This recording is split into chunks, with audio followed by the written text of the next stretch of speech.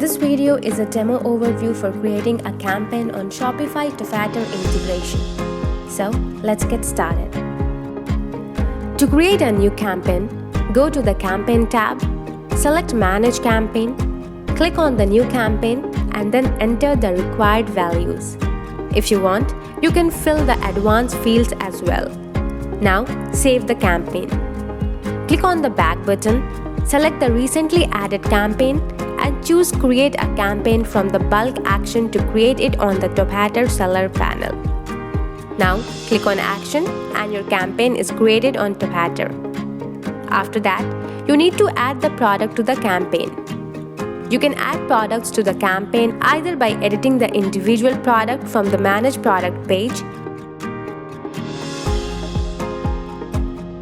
or by adding the name of your campaign corresponding to your product through the CSV import method to add in the bulk. Thereafter, from the Product tab, select the Manage Product option and choose the products you want to update and click on the Upload option from the bulk action and submit it.